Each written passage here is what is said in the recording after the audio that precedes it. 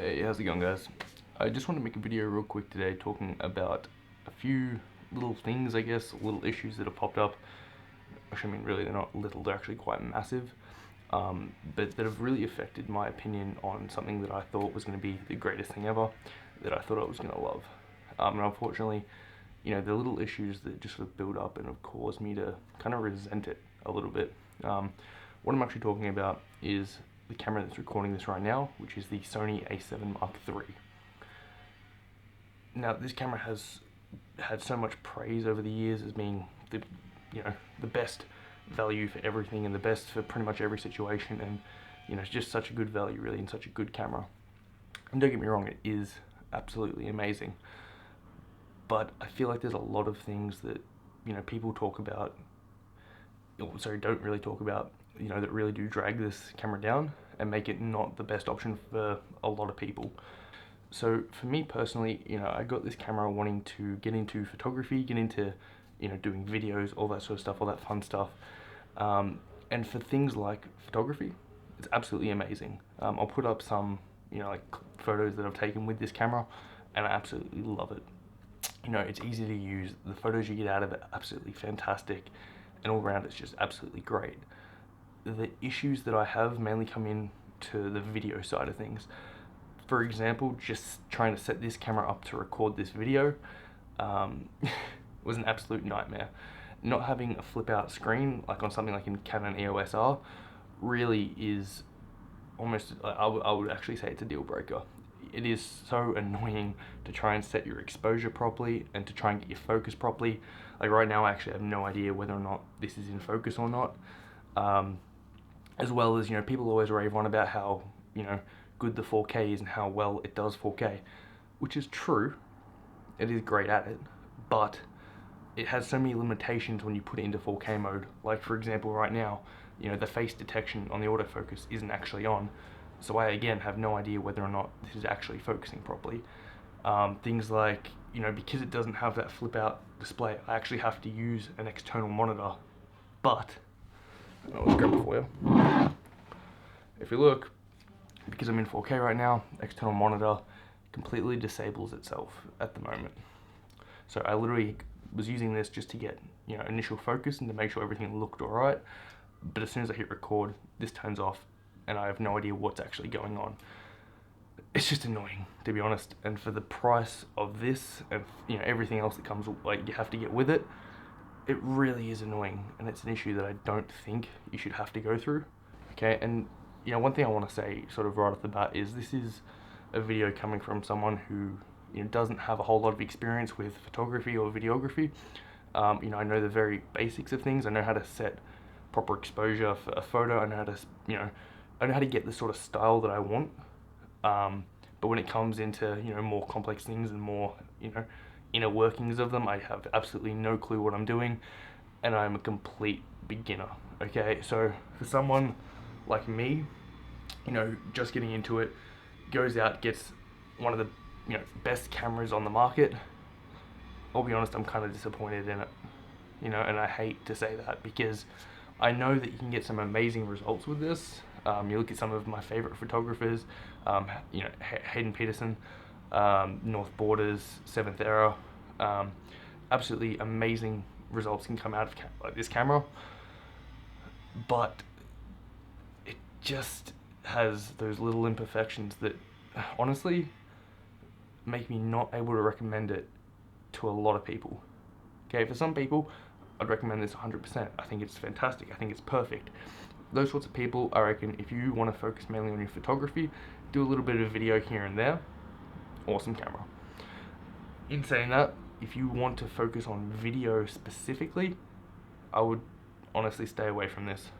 Okay, and I would go with something like a Canon EOS R, which although it has the crop on the 4K, which makes it kind of unusable, the 1080p that comes out of that camera is so much better than the 1080p that comes out of this camera.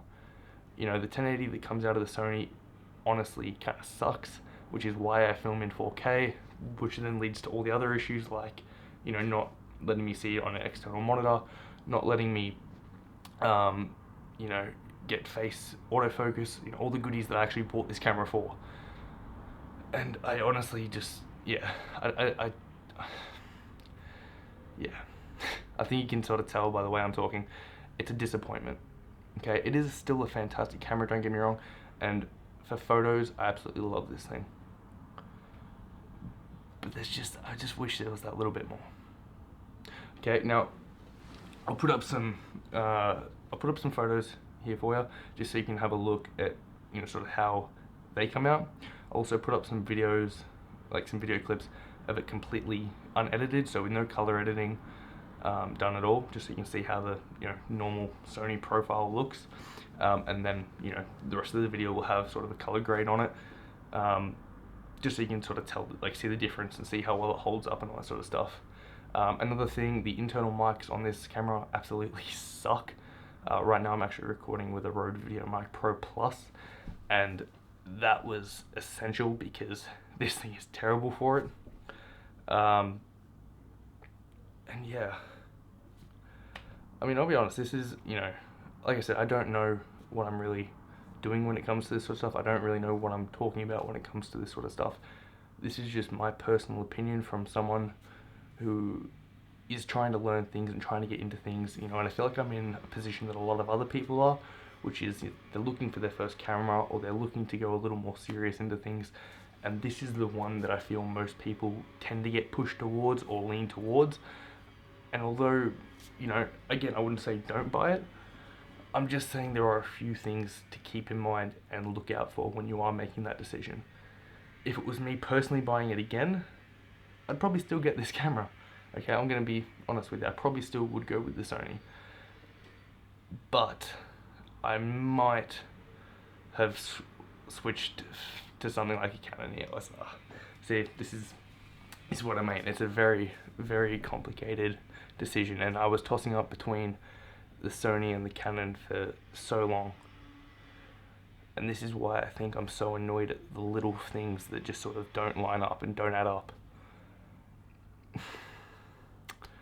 Really though, I mean, I think it's just Sony needs to make a change. They add a flip screen. Come on, please. Enable your face detection for 4K, please. It's all these amazing features that are so good, like, and for photos they work fantastic. The eye tracking is amazing in photos. The face tracking is fantastic in photos.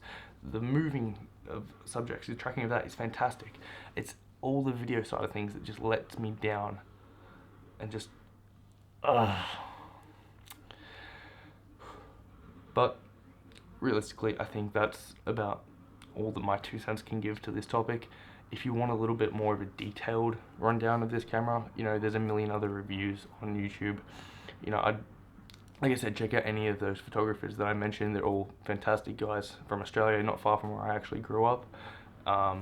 You know, check out someone like Jared Pollan, check out someone like Potato Jet. You know, there are so many other channels that go so much more into detail about the specifics of it. This is literally just me talking to my camera, saying what's on my mind, because I'm annoyed. I'm disappointed, but at the same time, it is fantastic. And the reason I'm disappointed is just, and I want to emphasize this so much, it's not because this is a bad camera. This is a fucking fantastic camera. It's just I don't think it's all it's cracked up to be.